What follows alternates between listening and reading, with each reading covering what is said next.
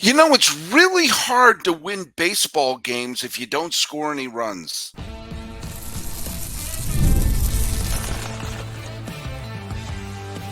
You are Locked On A's, your daily Oakland A's podcast, part of the Locked On Podcast Network, your team every day. Hello, A's fans, and welcome to Locked On A's, part of the Locked On Podcast Network, where it's your team every day. This is the daily podcast. We talk about your Oakland A's every day, no matter where they play, but especially now since they remain rooted in Oakland. I am your host. My name is Paul Francis Sullivan, but by all means, call me Sully. I've been a baseball podcaster for well over a decade now. This is my sixth season here as a host on the Locked On Podcast Network. Normally, I'm the host right there. You can see, there it is, right there. Normally, I'm the host of Locked On MLB, and I do host that 5 days a week, but I'm also here 5 days a week doing Locked On A's. That's right. If you like what I'm doing here, you get 10 episodes of me a week. And if you don't, well, you still get 10. But you can follow us at Locked On A's on Twitter or whatever it's called now, and on Instagram. I'm your pal Sully. I'm at Sully Baseball on Twitter. Sully Baseball Podcast on Instagram. If you're going to be posting anything on social media, hey, use that hashtag Everyday A's. It gives us an idea who's listening to us every single day. Today's episode is brought to you by PrizePicks, the easiest and most exciting way to play daily fantasy sports. Go to prizepicks.com/LockedOnMLB. Use code all lowercase LockedOnMLB for a first deposit match up to $100. Well, this is why I did that episode after the A's thrilling win on Wednesday, because I just had I had a bad feeling about it. I just had a bad feeling about this series. I had a bad feeling that their chance to win this series went away when they lost that first game by one run, even after the closer, all but had, was on a peg leg, and they had to bring out some poor schmuck to finish the game out, and Rooker bounced back. The minute Rooker bounced back to the pitcher on Tuesday evening, was it Tuesday? Yeah, on Tuesday evening, I just sat back and said, this is not going to happen this series. It was a pit in my stomach, which is why I liked the game yesterday, because I felt like they avoided the sweep. They technically went for the series win today. They did. And did it feel like that? Were you one of the 6,500 people who were there today? If you were there, post it on Everyday A's. Wu is a good pitcher for Seattle. I mean, his ERA is microscopic. He hasn't lost a game yet. And you tip your cap. But you can only tip your cap so much. At some point, you feel like Michigan J. Frog going, hello, my baby, hello, my honey, because you're tipping your hat so much. Voth came out. Bauman came out. Stanek came out. They pitched the 7th, 8th, and 9th innings. Batters faced: Voth 3, Bauman 3, Stanek 3. They didn't get a base runner on for the 7th, 8th, and 9th innings. It's tough to win when you don't even get on base, which is brutal. And Sears came back today. You can't ask for much better than how he threw. You can't. Sears gave the A's 6 innings. That's good in this day and age. 3 hits, 2 walks. That's 5 base runners. 5 freaking base runners. Okay, he hit 2 batters. All right. So that's 7 base runners. And 2 of them scored. 2 of them scored. And he struck out 8. He struck out 8 in 6 innings. Yep. And the A's pulled off a double play. Yep. Yes, they did. How did the A's do in terms of base runners? Well, Toro got a double. That's nice. Soderstrom, he got a single. And that's the offense. 2 scattered hits. The combined line score for the Seattle Mariners pitchers: Wu, talented pitcher, but I'm sorry, he's not Greg Maddux. 9 innings, 2 hits, 8 strikeouts, no walks. They got in terms of the team runners in scoring position, 0 for 6. They left 3 runners on base. 3 because Robles made an error, and for a brief moment there, we all thought, hey, this could be a moment where they maybe are being gifted a run again. No, it's not, and I'm frustrated. My frustration showing because I was listening to the A's broadcast. I watched it on the TV today, and while I they made a point that the A's are playing very close games now. They're hanging in with them. They're not getting the doors blown off the dump, and that's true.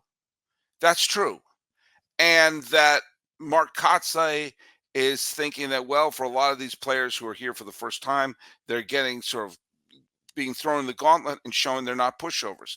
Again, all this is true. But I really, did I mention, really didn't want this year to be about, hey, you're trying.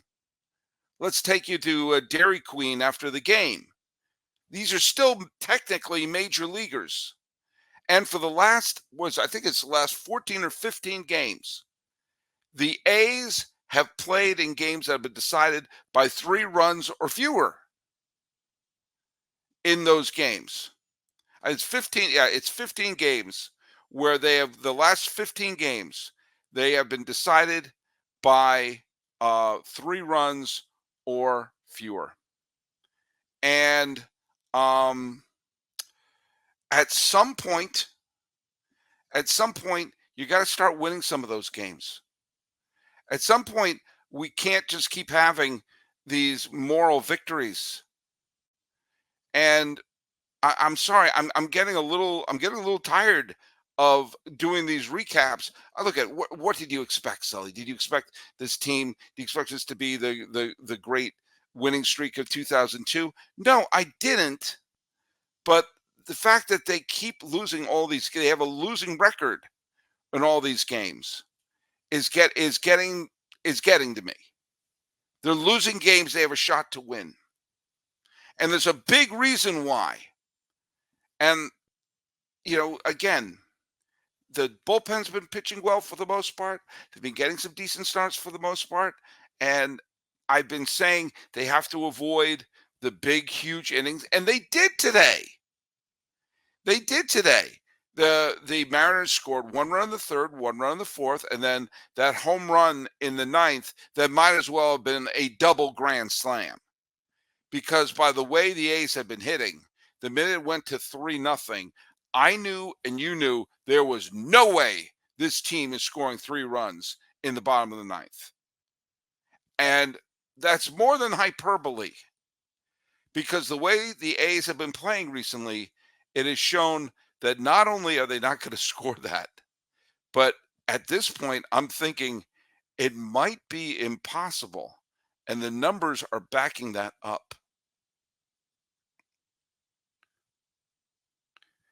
Let's talk about our friends over at Policygenius. Do you know what Policygenius is? Policygenius is the nation's leading online marketplace for life insurance.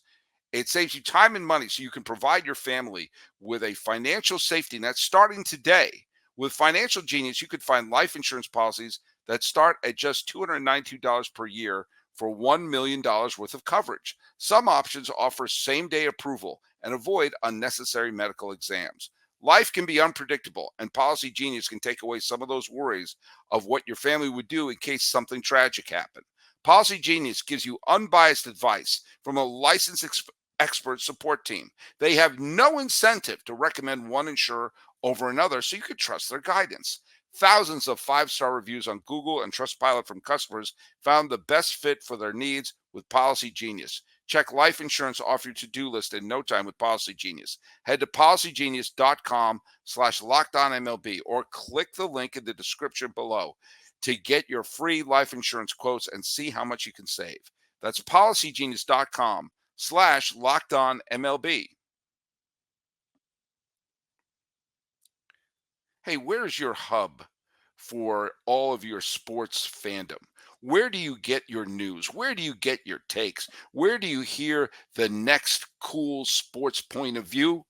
Make the switch to Locked On Sports today, a free 24/7 sports streaming channel program for you to bring you the biggest sports stories out there. Locked On Sports Today brings you can't miss analysis, opinions, and news, streaming 24/7 on YouTube or the free Amazon Fire TV channel app, part of the Locked On Podcast Network, where it's your team every day. Just so you know, the final segment today, I'm bringing in Brayden and Carter from Locked On Blue Jays. I had a conversation with them on the Locked On MLB show, and we kept talking because we wanted to talk about the upcoming series between the A's and the Jays. And just so you know, the A's and the Jays are, well, the A's are obviously in a worse position than Toronto is because they have all-stars. They've been a playoff team recently, and, well, they have playoff expectations. But they're in a crossroad right now. They're a team that could fall apart and be trading away their players at the trade deadline, which is weird because they should be contending for a pennant. But Brayden and Carter are going to be on the final segment for today. So check that out because we had a nice conversation. All right. I went to baseballreference.com, the single greatest website in the history of the planet Earth. And in the last 7 games, the last 10 games. The last 10 games that the A's have played, in seven of those games, I think I have this right. Well, you'll get the point. In 7 of their last 10 games, the A's have had 0 multi-run innings. It's now Thursday. Tomorrow, unless something tragic is going to happen, will be Friday. The last time the A's scored more than 1 run in an inning was, drumroll please, on last Saturday. It's been almost a full week since the A's have put a crooked number up. And that game that they played, the game where they won 11-9 against Atlanta, that was a game where they had a bunch of multiple run innings. They've had 3 games out of their last 10 where they had a single multiple run inning. And they've won 2 of them. The one they lost was the one in Tampa, the heartbreaker, where Miller let up the game-tying home run in Tampa. So they were this close away from, being 3-0 when they put up crooked numbers. But I mean, they had the 3-run inning against Houston. They had the weird game where they lost in Tampa, and obviously they had the slugfest against Atlanta.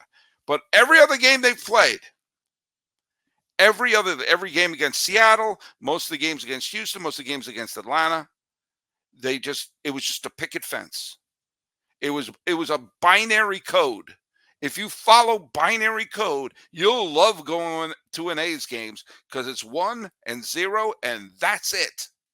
And that's one of the reasons why they're down 3-0. Down 3-0, Stanek is pitching. Stanek is not the Mariners' regular closer. Okay? And Stanek, while a fine pitcher, is not Dennis Eckersley in his prime. The idea of getting a walk, a base hit, and a 3-run homer seems to be outside the limits of reality for this Oakland A's team at this point. And I'm not going to lie to you. I'm getting a little tired of it. I'm getting a little tired of the fact that anytime you get 1 run, it's like you're squeezing the last bit of moisture out of a towel while you're in the middle of the desert. Other teams could score multiple runs.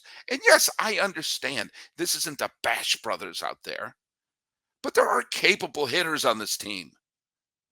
And a bloop and a blast seems to be outside the realm of possibility. And it goes back to what I was saying earlier about the idea that you have to avoid the big dumb inning. And they've been doing that.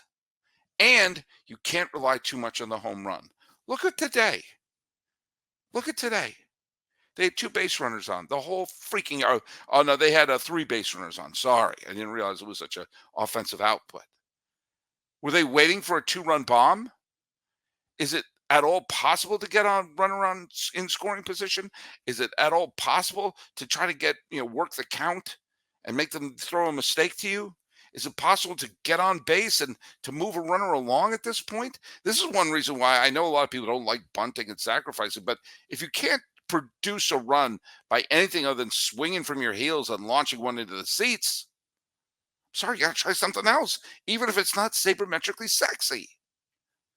One run in no more than one run in an inning for 7 of the last 10 games. That's what we're looking at. And that's a recipe for a 100-loss season. And I don't care how many games they play that are tight and close, because eventually losing all these tough games, no matter how resilient this young group of kids are, will get to them.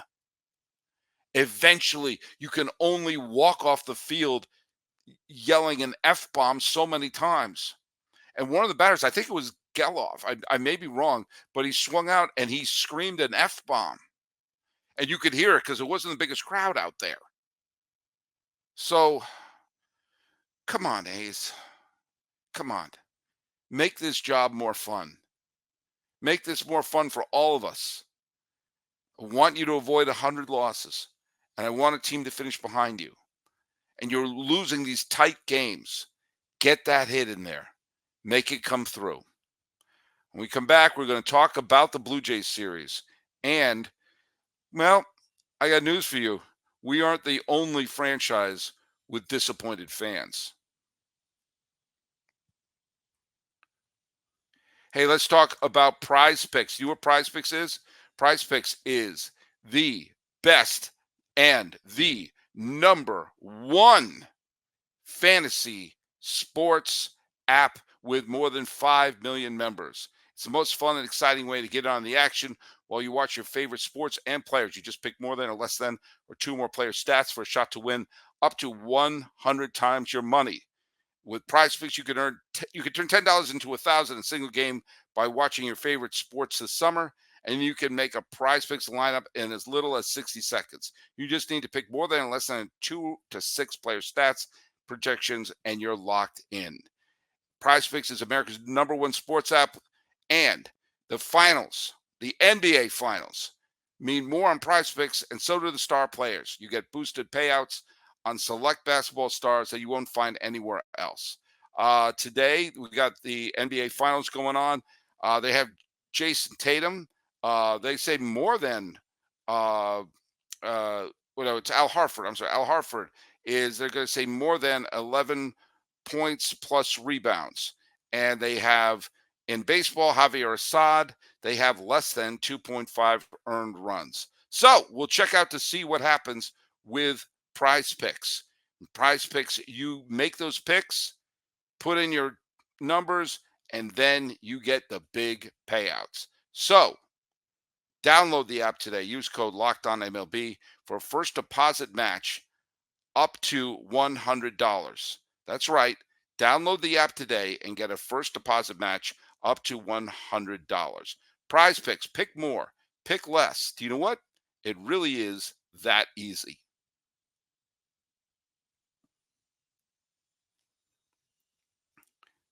Hey, this is a quick reminder that Locked On has launched the first ever national sports 24/7 streaming channel on YouTube, and now it's available on Amazon Fire TV and the free Fire TV channel app. Locked On Sports Today is here for you 24/7, covering the top sports stories of the day, with the local experts of Locked On, plus our national shows covering every league. Find Locked On Sports Today now available on the free Fire TV channel app. Now let's talk a little Blue Jays. Okay, A's fans. The Toronto Blue Jays are coming to town, and we're hoping that we're going to party like it's 1989, not like it's 1992. Old fans will understand what that means. Having a little more Ricky Henderson and Jose Canseco upper deck, and a little less Robbie Alomar off of Dennis Eck. But from the Locked On Blue Jays podcast, we got Carter Fuerst. He's the one right next to me and right below me, just in terms of the screen, not in terms of any sort of social status, is Brayden and Ewasko. You're the host of the terrific Locked On Blue Jays show. How are you guys doing? Amazing. This is going to be hopefully a fun series for our Blue Jays fans, but we'll have to wait and see. All right. Now, Carter, the A's Nation See, it's difficult to say that for in front of a team whose fan base is an actual nation. We're having a strange year, obviously this year. It's not been it's been emotional, but we've also seen our team have the A's can hit homers. They hit homers. They hit a bunch of homers, and obviously they have some decent bullpen depth.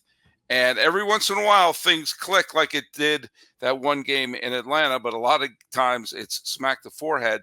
But there's a lot of smacking foreheads going on in Toronto right now. So why don't you fill in A's fans what the biggest aggravation has been for what really should be a banner year for the Blue Jays, and instead possibly a rebuilding year? Yeah, for me, the biggest aggravation has just been consistency from this offense.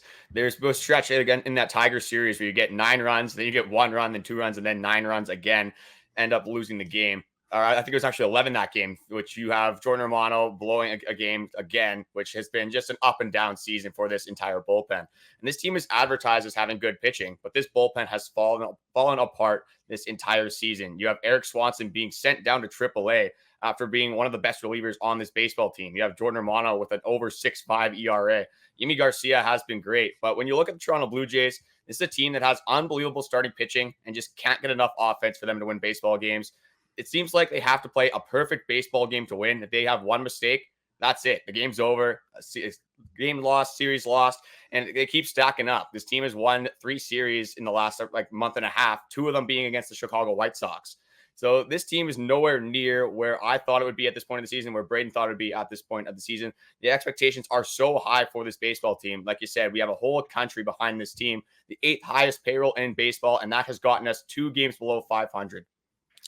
Now, if I'm not mistaken, you said that Eric Swanson, who had a tremendous year last year, was sent to the minors.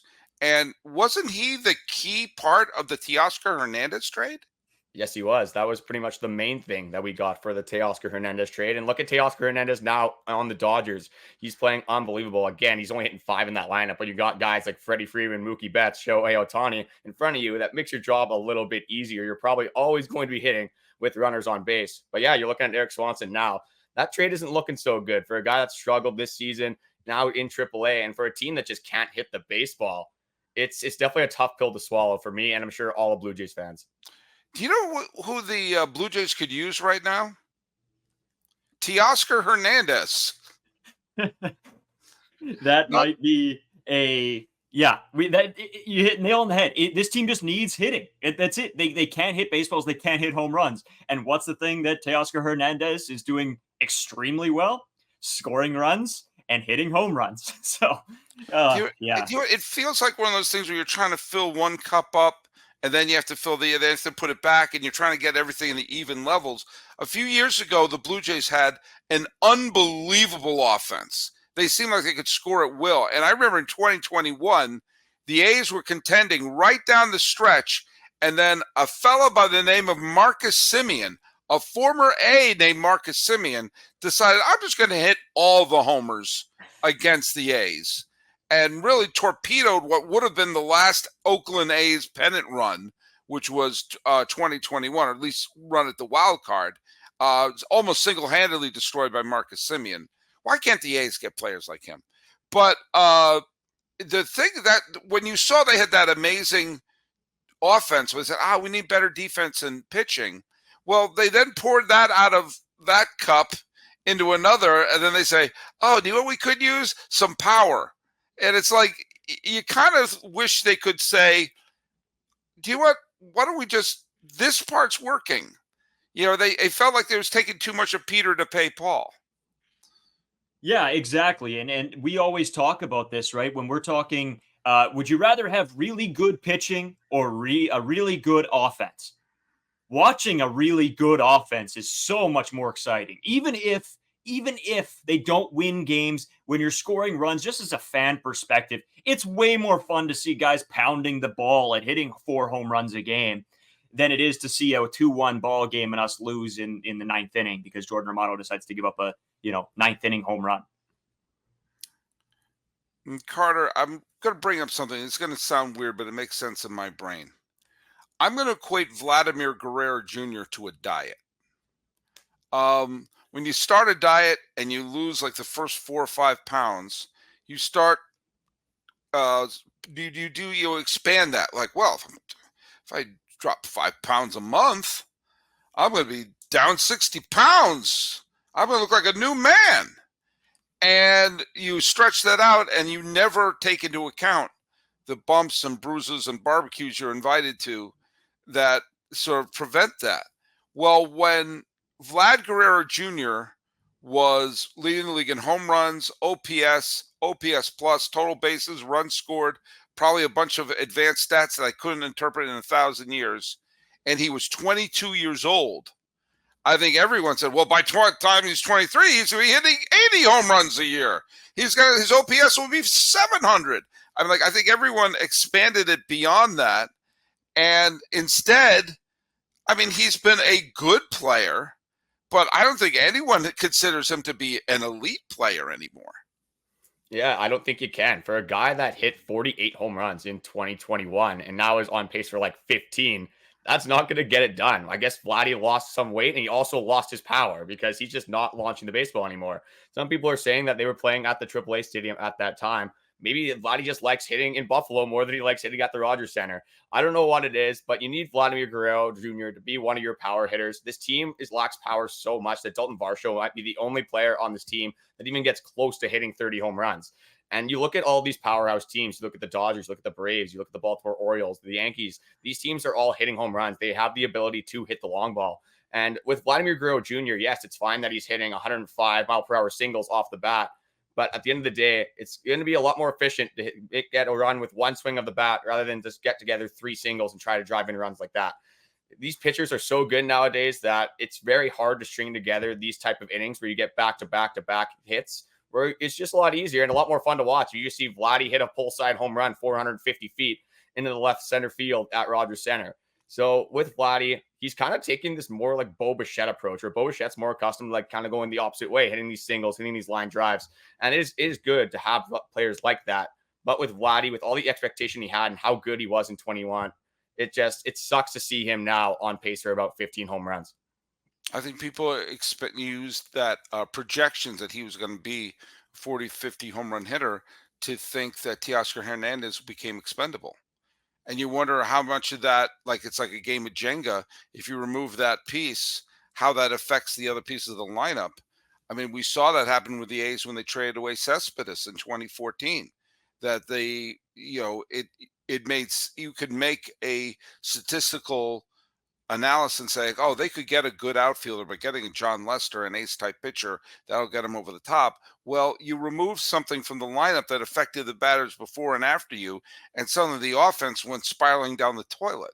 And you saw a team which was one of the most dynamic power-hitting teams. Granted, losing Marcus Semien is no small thing as well, but there was always the assumption that Vlad Guerrero Jr. was going to be, hitting home runs, and people asking, which one is hitting better, senior or junior? Senior won. Yeah, and it's not even close. That's the problem right now. And I think that with the 3 players, Kevin Biggio, Bo Bichette, and Vlad Guerrero Jr., they were all brought up through this system, I think, with the expectation that they were just going to be like their fathers, which is probably unfair of fans to think. Yeah. But in the same respect, you are their son. You knew what was going to happen, and you knew the expectations on you. And they haven't delivered even close. None of them. And Kevin Biggio might as well be in the system somewhere because he is barely playing baseball games at this point. And also remember at that time they had Alek Manoah looking like he was going to be the next great ace. He had a phenomenal first season, or basically half a season in 2021, and then was a legit Cy Young contender in 2022, and then is in the farm in 2023. I'm like, this is what, and again, he was in his early 20s. Guerrero was in his early 20s. So we all think it's going to be a steady, rise up. And of course, by now we're wondering will they be on their second or third pennant at this point, as opposed to being rumored along with the A's for trading away their players. So it's going to be an interesting series. What do you consider success against Oakland? I mean, you're coming in, it's going to be an intimidating crowd. Mike is going to be there. Bill. Stan and his family are going to show up. And yes, Christine said she might show up to one of the games. So yeah, we're going to have a big crowd waiting for you. I'm sorry, A's fans. I shouldn't make jokes about the attendance. You know how much I love A's fans. What do you want to see happen in the series? Well, for me personally, it has to be a series win at the very least for this team. I'm in my head. I think I'm trying to trick myself into believing that the Blue Jays are still going to be a contender. So I keep thinking against all these teams that they'll sweep this team, they'll get this series win, and then we'll go and we'll play the Orioles and we'll get 2 wins there somehow, and then it's like I seem to just keep being let down. So series win is a must, I think. Carter. Yeah, it's absolutely a failed series if they can't get a series win against the Oakland Athletics. I would love to see a sweep, but I think I'm kind of done with these illusions at this point. I think I kind of know how this team is. So I honestly wouldn't be surprised if we drop 2 out of 3 games in this series. But like Brayden said, we need a series win here. This team is battling around the 500 mark. And unfortunately for the Oakland Athletics, sorry to your fans, but I don't think this is going to be a playoff team. So, really? Yeah. If you guys let me go to FanDuel. Let me go to FanDuel and see what it is there. Hold on. This is a pretty brave pick there, Carter. Sorry if I had to break the news to the Oakland Athletics fans and ruin their seasons here, but the Toronto Blue Jays, they need to beat the bad teams, especially if they want to make a playoff run here. It's a huge series. It's especially coming after this Baltimore Orioles series. The gauntlet's coming. This is the last easy series that the Blue Jays have for a very long time. You're playing a lot of playoff teams after this, a lot of teams that are above 500, a lot of teams that you're going to have to beat in the playoffs if you can even get there. So this is a must-win series. I'm looking for a sweep, but I would take 2 out of 3. Okay, I'm going to tell you what's going to happen. The Blue Jays are going to take 2 out of 3. The first game, the Blue Jays are going to win, and it's going to be by 1 run. The A's are going to score 3 runs, all on solo homers, and they will make a throwing error to bring in 2 runs in the 5th inning. And the throwing error will be because the third baseman will forget where the runners are, and he'll throw to the wrong base. Okay. And he'll go into the outfield and everything. So they're going to lose the first game 4-3. The second game, the A's are going to win 15-9. And it's going to happen that they're going to go up 11-0, and then it'll be 11-9 after 3.